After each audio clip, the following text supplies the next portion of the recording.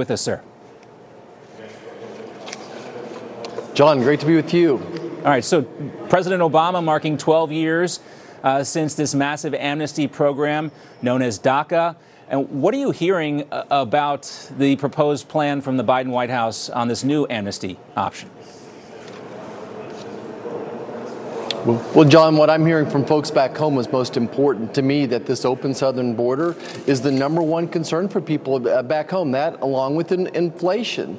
And that recently, what President Biden did is he instituted a new plan. He did not ever see this, though, as a humanitarian crisis or as a national security crisis. He sees this as an election crisis, that he suddenly woke up and realized that Americans care about this, that we're losing 200, 300 people every day, young adults to fentanyl poisoning. More and more what I'm hearing from folks back home is we need a mass deportation project of some sort. But regardless, at the end of the day, nobody has faith in Joe Biden that he'll do any of those. And instead, that folks back home believe that Donald Trump is the person that will secure the border and then lead this mass deportation project that needs to occur. And I just want to remind people that the all-time great exporter of these illegal migrants was President Eisenhower, who actually moved out about 1 million people one summer that were illegally in this country. So President Trump's on some good hollowed ground there.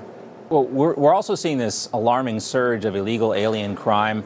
The latest story involves an illegal migrant from El Salvador now charged with the rape and murder of a Maryland mom of 5. According to police, the suspect has a violent history with connections to Salvadoran street gangs. So it should come as no surprise, Senator, that the latest polls show a majority of Americans do not align with President Biden on these open border policies. And according to a CBS News YouGov poll, a majority of registered voters now favor a new national program to deport all undocumented migrants currently living in the U.S., 62%. And then also a majority of Hispanics now favor mass deportation. These are registered voters. So from your standpoint, Senator, what does this mass deportation plan actually look like? Well, first of all, it's going to take a person to lead the deportation, and I think it's all about who's leading it from the top, that this will be done at the executive branch level. I really don't see it's going to be led by Congress. I think it's going to be led by the White House by simply following the laws. I don't think that Congress will get much done on this, but the laws are in place already to remove these people. We don't need new laws. We need someone who's going to enforce the current laws. Joe Biden, record low number of people deported. President Trump certainly is making this, his top campaign issue to come in and deport these folks. And certainly what I hear from folks back home is they support this type of concept. Yeah, there were two options for that illegal immigrant now charged in the murder of the Maryland mom. He could have been prevented from entering the country in the first place, could have been deported after he was busted the first time and locked up in jail for another offense, but was released for some reason. Let's talk about some other things happening on the Hill this week, Senator. Boeing CEO Dave Calhoun will testify before your Senate committee tomorrow. This after whistleblowers sounded the alarm on serious safety and protection standards not being adhered to on Boeing aircraft, part of a subcontractor building some planes for them. Now, 2 of those whistleblowers have turned up dead under mysterious circumstances. What can we expect from the hearing tomorrow? Yeah, I think it'll be pretty intense tomorrow. I was part of the previous hearing when we had a whistleblower come. I went in there with an open mind and walked away saying, oh my goodness, where there's smoke, there's fire. Certainly the whistleblower we talked to, I felt like his life was threatened, that they changed his job, that he certainly was being harassed afterwards. So we want to follow up with Mr. Calhoun, their CEO, and say, so what did you do in response to what you heard from this last hearing? Did he try to figure out who were those people that were persecuting this whistleblower? I think the bigger picture, though, is Americans are concerned. They're concerned, does Boeing have a culture of safety first, or are they focused just about on their quarterly earnings report?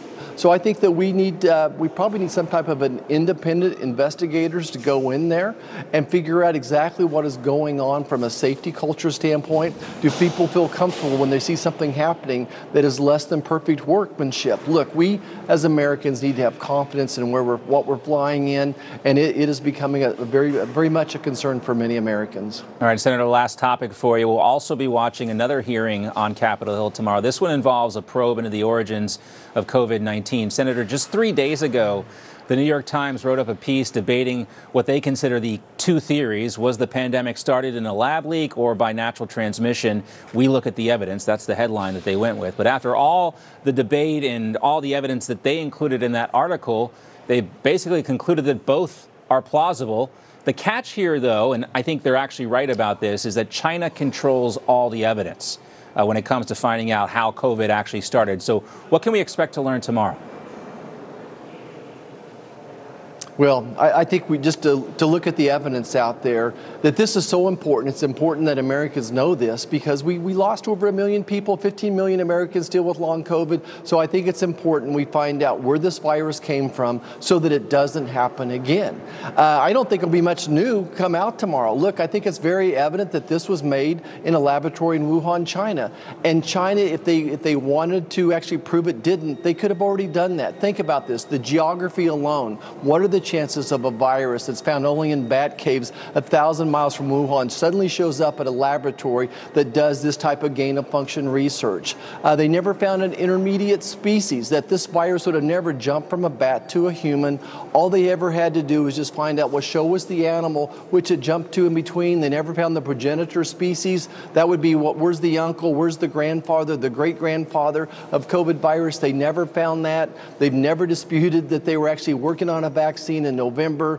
They never reopened their laboratory bank, their DNA laboratory bank there at Wuhan, or the one they took down here in the United States. So they have all these smoking guns add up to, I think, very clear evidence that this came from a laboratory. And of course, the last smoking gun is just the DNA sequence, the furin cleavage site, the protein spike that was made exactly the way it was described of in a diffuse DARPA grant that was denied, thank goodness, but it looks like they went ahead and did the project. So I think we'll see the evidence, but the evidence is going to clearly say that this virus was made in a lab in Wuhan, China. Now, we'll give that New York Times article credit for something else. They did talk about Occam's razor, meaning the simplest explanation probably is the explanation, and they talked about the fact that there are lots of wet markets all over China, but Wuhan is the only one with a wet market and a laboratory that exclusively studies these COVID viruses. Senator Roger Marshall, great to see you, sir. Thank you.